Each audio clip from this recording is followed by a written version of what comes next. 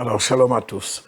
Alors, nous sommes en mai 2023, plus particulièrement le 1er mai. Et aujourd'hui, toujours pour continuer mon break avec l'enseignement sur la Genèse, je vais partager avec vous un court enseignement sur une situation qui a obligé les scribes et pharisiens de l'époque du Seigneur à le reconnaître comme étant Dieu sur terre, et cela malgré eux. Mais avant toute chose, je vais vous demander de mettre la vidéo sur pause et de vous abonner. Vous n'avez qu'à appuyer sur s'abonner et ensuite vous appuyez sur la petite cloche de notification. Comme ça, vous n'allez rien rater. Et je vous signale, comme je vous l'avais déjà dit, j'œuvre pour le Seigneur gratuitement. Bien. Alors, pour faire un parallèle avec les temps anciens, on va dire, vous allez le reconnaître d'ailleurs, ce n'est pas comme maintenant. Vous savez, dans certains pays, on peut donner son avis, son opinion perso. On peut contester, etc., sans pour autant redouter quoi que ce soit. Mais ce n'est pas le cas partout. Et même d'ailleurs dans les pays, soi-disant, où il y a la liberté d'expression, ça commence un petit peu à changer. Pas un petit peu, beaucoup à changer. Bon, par exemple, quand on est dans les pays à fort taux islamique, là, c'est marche ou crève. Vous n'avez pas le droit de dire la vérité. Vous ne pouvez même pas avoir la liberté de dire ce que vous reconnaissez ou pas. On vous oblige carrément à mentir. Si vous n'êtes pas d'accord, cela voudrait dire que vous donnez votre propre opinion qui ne va forcément pas suivre celle de la masse. Et pour peu que la vôtre va différer, mais pas dans le sens qu'ils espèrent, alors vous devenez une cible. Donc vous êtes obligé, malgré vous, de reconnaître que vous le vouliez ou non, par exemple, que leur prophète est un envoyé de Dieu, même si ce n'est pas écrit dans la Bible. Donc si vous n'êtes pas d'accord, alors tout de suite, ils sont prêts à vous lapider, à vous brûler vif. Mais il y a une chose qu'ils oublient, que ce qui est fait sous la contrainte ne peut refléter cette valeur que Dieu a manifestée en envoyant son Fils unique, Jésus-Christ de Nazareth, sur la croix de Golgotha pour mourir pour tous. Et ça s'appelle l'amour. Et si Dieu agissait de la même manière que ces gens, je peux vous dire qu'il n'y aurait pas un seul musulman sur cette terre en ce moment. Au moment où je vous parle, il n'y aurait même pas eu un seul de vivant. Mais le Seigneur sait qu'ils sont dans l'erreur et dans l'ignorance. Donc c'est pour cela qu'il multiplie en ces temps de la fin les apparitions, les rencontres, les songes dans ce monde, le monde islamique, afin de leur faire voir que c'est Jésus-Christ qui sauve. Ce n'est pas leur prophète, ce n'est pas Jéhovah, mais Jésus-Christ de Nazareth. Personne d'autre. Mais pour revenir sur ce que je disais, à l'époque du Seigneur, c'était assez rigide. Donc en fait, il y avait la Torah ou la loi que Dieu avait donnée à Moshe ou Moïse. Et pour certains points, c'était quand même sans équivoque. C'était la lapidation dans certains cas. Mais en fait, cette loi venait du Créateur, pas d'un prophète, mais de Dieu seul. Donc aucun illuminé ne pouvait venir et créer sa propre loi au nom d'un ange ou de Dieu ou encore d'un prophète quelconque, ce qui avait déjà été écrit à l'époque de Moïse. Il fallait simplement qu'ils attendent l'arrivée du Seigneur ou du Messie. Et effectivement, quand il est arrivé, ce sur quoi les gens s'appuyaient, c'est-à-dire la loi qui servait de code moral, religieux, éthique, etc., en fait, ça allait recevoir un lifting.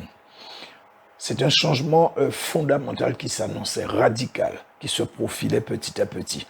Et les gens allaient voir sous un jour nouveau ce qui a été appelé et qui est toujours d'ailleurs appelé la Nouvelle Alliance. C'est-à-dire que ce qu'ils connaissaient avant allait être non aboli, mais en fait tout serait basé ou allait être basé à partir de ce moment-là sur l'amour. Donc effectivement, quand on lit dans la loi, je crois, oui, c'est dans le livre de Lévitique, c'était tu ne dois pas. Et maintenant, désormais, depuis que le Seigneur est arrivé, c'est la liberté pour chacun de recevoir et appliquer les commandements de Dieu, mais avec le cœur. Donc, si on aime Dieu, on va faire. Si on aime Dieu, on ne va pas faire. C'est aussi simple que cela. Et en fait, celui qui justement a été choisi par Dieu pour mettre cette œuvre en place, eh bien, il avait toutes les difficultés du monde pour faire avancer le plan de Dieu. Et le paradoxe dans tout ça, le comble, ceux qui devaient l'assister, l'aider dans cette tâche, ce sont eux les premiers qui se sont dressés contre cette œuvre. Ce qui prouve non seulement qu'ils n'avaient rien compris dans le plan de Dieu, alors qu'ils cherchaient les honneurs devant le peuple, mais le cœur de la loi, ils ne le connaissaient pas. Ils ne comprenaient absolument rien. Et j'ai nommé les scribes et les pharisiens. Et je sais que vous avez déjà compris de qui il s'agissait. Et malheureusement, comme nous le savons tous, il ne leur fallait pas longtemps pour montrer leur vrai visage et surtout leur hypocrisie ambiante et latente, enrobée d'une jalousie féroce et perceptible sur leur façon de parler au Seigneur, de parler du Seigneur. Et en fait, c'est bien pour cela qu'il est écrit que Pilate l'avait livré à cause de l'envie. En fait, bon, c'est pas que Pilate l'a livré, mais Pilate a dit que c'est à cause de l'envie qu'ils ont livré le Seigneur. En fait, cette envie mal dissimulée qui trahissait incontestablement leur décision de faire mourir le Seigneur, tout en ignorant que cela faisait partie du plan rédempteur de Dieu. Alors, quand le Seigneur a dit qu'il est le Fils de l'homme, ça ne gênait personne. Mais à partir du moment où il a dit qu'il est le Fils de Dieu, alors il venait de signer son arrêt de mort. Et en fait, ça a servi de catalyseur. C'est devenu un marqueur temporel. En fait, les pharisiens ne demandaient que ça. Désormais, ils avaient un motif légitime pour mettre en place leur plan macabre et funeste. Mais sauf que cette légitimité n'avait pour couverture le bien, enfin, n'avait pas pour couverture le bien du peuple. Et encore moins, on va dire, le respect de l'intégrité de la loi. Mais c'était simplement motivé par l'envie et la jalousie. Donc en fait, il n'était pas question qu'ils perdent les avantages qui étaient liés à leur fonction. Et ils étaient prêts à tout pour enlever cet obstacle qui se dressait sur leur chemin. Malheureusement, nous trouvons ce genre de comportement dans l'Église moderne. L'Église corps de Christ a ce problème. Beaucoup ont vu leur ministère être étouffé par certains qui ont adopté cette étiquette et qui sont devenus aussi, malgré eux, les pharisiens des temps modernes. Mais Dieu est Dieu. Son plan ne pourra que marcher. Il utilise certains sur cette terre à leur insu pour faire avancer son plan, mais ce n'est pas toujours compris d'eux.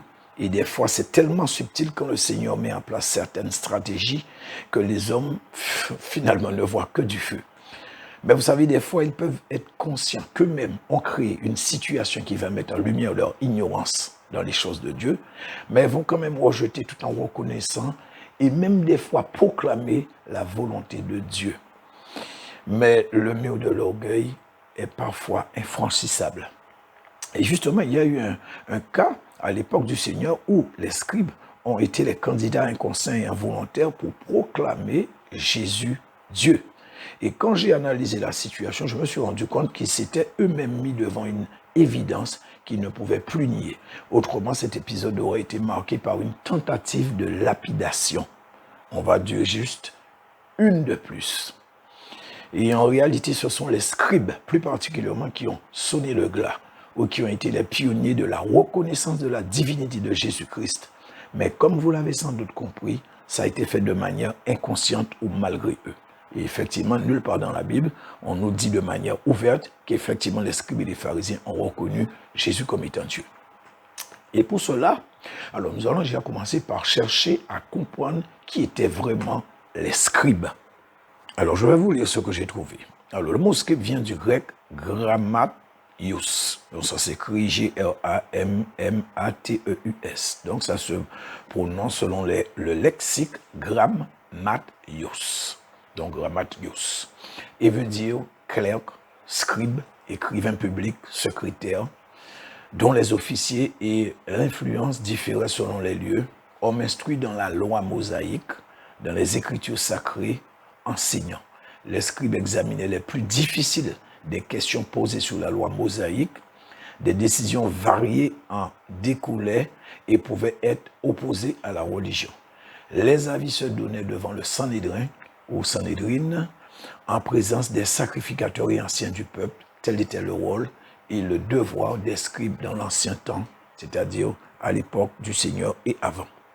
Donc, les scribes enseignaient aussi le peuple, et on peut se rendre compte, dans la définition que le mot grec nous a donnée, leur fonction qui était vraiment très étoffée. Et on peut dire qu'ils travaillaient de concert avec les pharisiens. Donc, c'est également eux qui étaient chargés de recopier les tables de la loi et autres écrits de génération en génération. Alors, souvenez-vous, quand le Seigneur tensait les dirigeants qui tenaient le peuple dans l'ignorance, la captivité et l'aveuglement, il disait souvent, et vous pouvez d'ailleurs le vérifier dans Matthieu chapitre 23, « Malheur à vous, scribes et pharisiens hypocrites ». Voyez, même que les scribes étaient nommés en premier. À chaque fois, c'était toujours scribes et pharisiens. Et donc, vous voyez, ça passait même avant les pharisiens. Donc, en fait, les scribes, ils connaissaient la loi sous le bout des doigts. Et au verset 13 de Matthieu, toujours du chapitre 23, il leur a dit, « Malheur à vous, scribes et pharisiens hypocrites, parce que vous fermez aux portes le royaume des cieux, vous n'y entrez pas vous-même, et vous n'y laissez pas entrer ceux qui veulent entrer. » Et ça, c'est un verset que vous connaissez très bien. Donc, nous pouvons voir que le Seigneur accuse les deux clans, scribes et pharisiens, du rôle qu'ils jouent, du fait de tenir volontairement le peuple juif captif dans l'ignorance et l'asservissement. Autrement, le Seigneur ne leur aurait rien dit. Mais ils savaient que c'était volontaire. Et par conséquent, ils se sont eux-mêmes exclus du royaume des cieux à cause de la dureté de leur cœur et du rejet du Messie. Mais pire encore, ils fermèrent également la porte au peuple. Et c'est ce que le Seigneur leur dit dans le verset 13. Parce qu'en fait, ce qu'il faut comprendre, c'est qu'à cette époque-là, les gens, on va dire, la grande majorité ne savaient ni lire ni écrire. Donc, les scribes servaient de lampe pour le peuple et étaient considérés comme les gardiens de la loi. Donc, si la lumière de la lampe n'éclaire pas, comme a dit le Seigneur, cela veut dire que ce sont les ténèbres qui dominent. Et dans le cas des scribes et pharisiens, eh bien, c'était malheureusement bien le cas. Alors, ceci dit, étaient-ils véritablement conscients de tout l'enjeu, le fait qu'ils n'étaient pas prêts à revoir leur copie? Ça, je ne sais pas. Mais en tout cas, le seul fait d'avoir fermé leur cœur, d'avoir endurci leur cœur, ça allait devenir problématique. Et en même temps, ils ne pouvaient œuvrer contre les pharisiens. Donc, vous vous imaginez qu'ils étaient bien embarrassés. En fait, étant donné qu'ils avaient les mêmes privilèges, donc scribes et pharisiens, comme on dit, blanc, bonnet, bonnet, blanc, ils allaient travailler de concert pour ne rien perdre par rapport à leur acquis ou leur avantage. Mais malheureusement, cette façon de penser, ce principe de pensée même, devient un piège.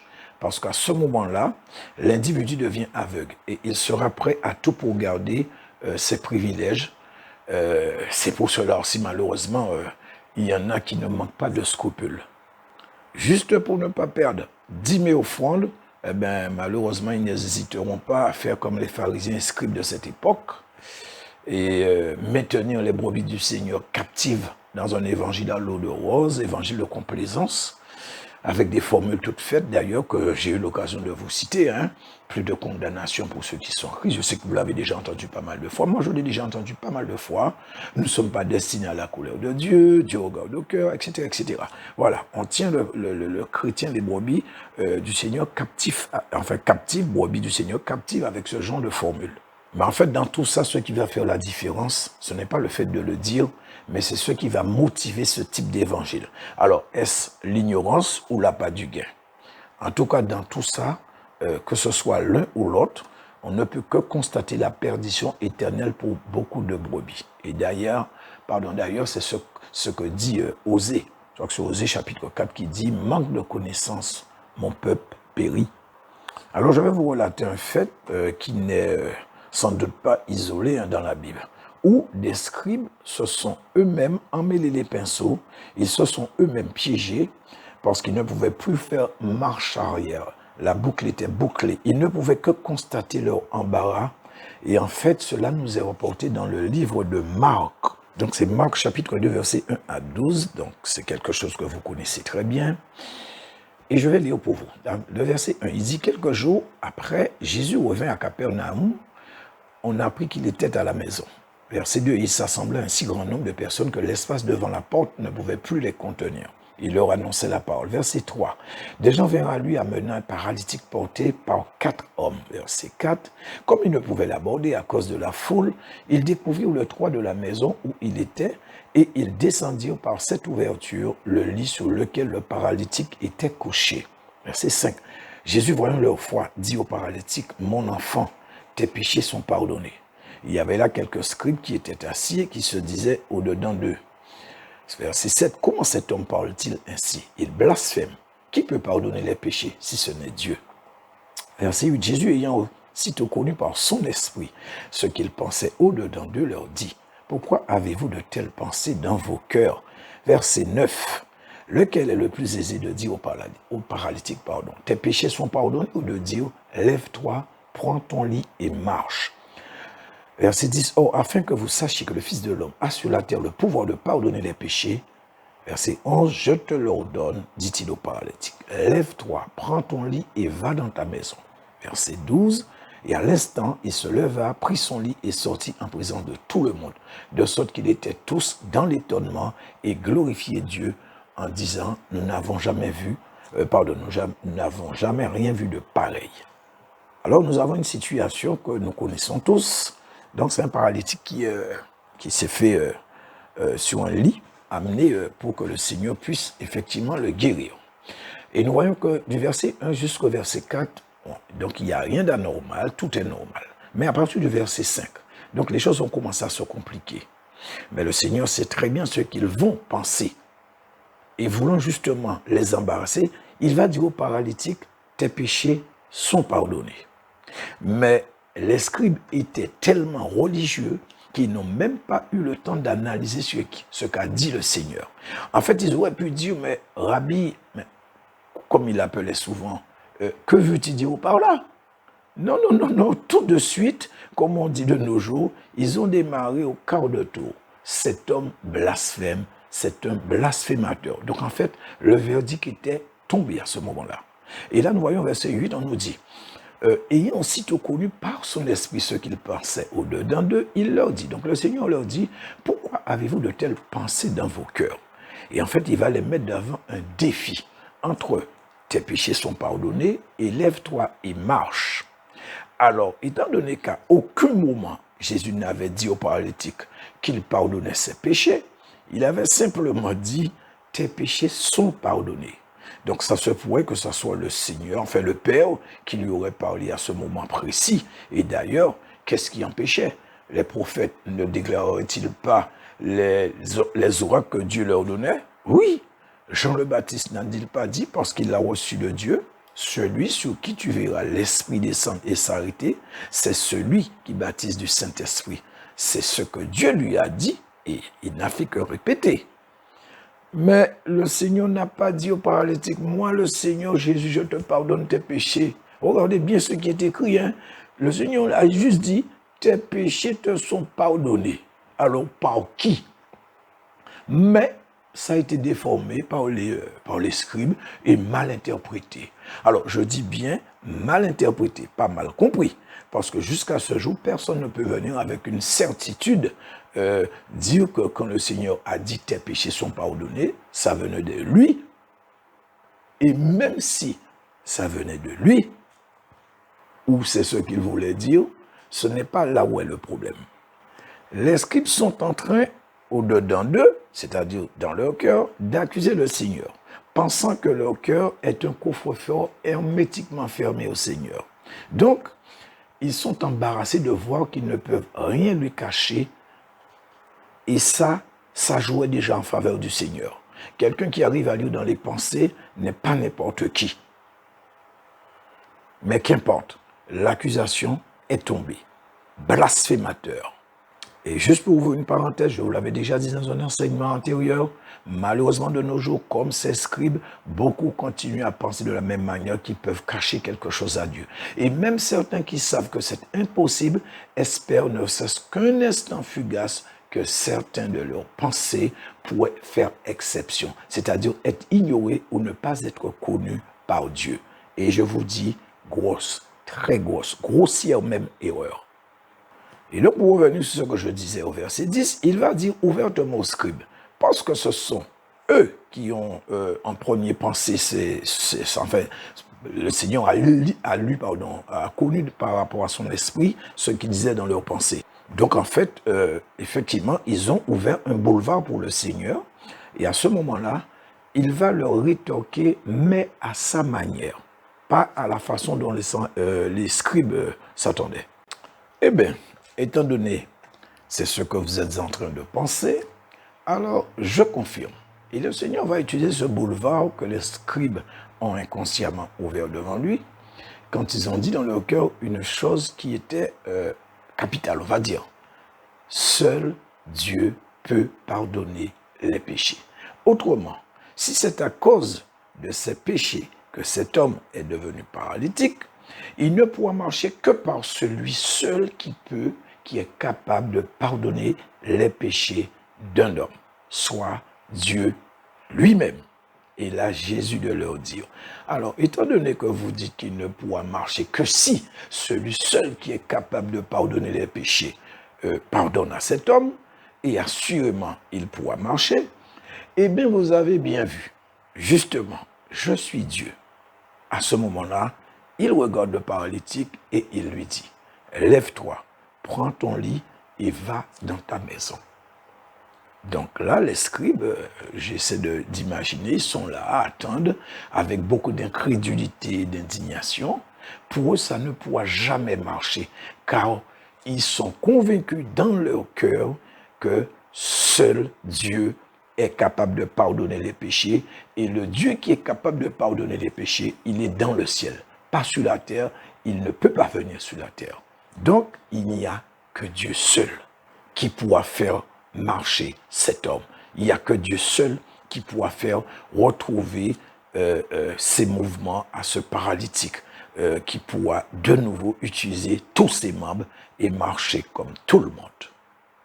Et voilà que l'impensable se produit. Le paralytique se met debout, prend son lit et part. Ses péchés ont été effectivement pardonnés par celui qu'il venait d'accuser d'être un blasphémateur. Ses péchés ont été pardonnés par Dieu lui-même. Il n'a pas dit que le Père te pardonne tes péchés, mais il leur a dit, en effet, vous avez raison, seul Dieu peut pardonner, et c'est exactement ce que je vais vous démontrer et que je vous ai démontré. C'est exactement ce que je vais vous faire voir et que je vous ai fait voir. Moi, je suis Dieu sur terre, comme vous-même vous l'avez reconnu dans votre cœur. Je lui ai pardonné ses péchés afin qu'il retrouve l'usage de tous ses membres, parce que j'ai ce pouvoir. Messieurs les scribes incrédules, par tes paroles, tu seras justifié. Par tes paroles, tu seras condamné. Les scribes se sont condamnés car ils ont, par leurs propres paroles, reconnu Jésus comme Dieu. Et avec cette même bouche, ils l'ont accusé et condamné à mort par la suite pour ce qu'eux-mêmes l'avaient reconnu auparavant, soit qu'il était Dieu sur terre. Bien sûr, de manière inconsciente. C'est pour ça que quand nous disons des choses, nous devons surtout bien analyser ce que nous disons. Les pharisiens, enfin les scribes, eux, ils n'ont pas fait cette différence, eux. Et finalement, quand nous regardons la morale dans tout ça, ce sont les scribes qui ont ouvert la brèche. Ce sont les scribes qui ont été les pionniers, comme je vous ai dit au début de cet enseignement, les pionniers de cette reconnaissance de la divinité du Messie. Et ce, dès le début de son ministère. Pourtant, aucun d'eux ne l'a soutenu et encore moins aurait ne cesse que tenté de le défendre dans son procès. Regardez quand il a ressuscité Lazare. Ils ont dit, nous ne pouvons nier ce miracle. Donc, aucun doute, ils n'étaient pas prêts à perdre les avantages que leur offrait leur fonction. Mais ils ont fermé la porte d'accès au royaume, du royaume que le Seigneur leur avait déjà ouvert. Et malheureusement, pour revenir de nos jours, beaucoup continuent à œuvrer comme les pharisiens, sans se soucier des brebis. Ce n'est pas leur problème. C'est faire rentrer de l'argent, les dîmes, les offrandes, Dieu va te bénir. Mais la destinée des brebis, ce pourquoi le Seigneur a payé le prix, il n'en a rien à cirer. Ce n'est pas leur problème. Donc, frères et sœurs, voilà ce que je voulais partager avec vous, en espérant que vous allez être un petit peu plus attentif quand vous allez lire la parole, certains versets, pour effectivement arriver à comprendre les choses qui sont assez subtiles, les choses qui sont un petit peu cachées pour faire remonter à la surface. Voilà. Soyez bénis au nom de Jésus-Christ de Nazareth et surtout, n'oubliez pas de vous abonner.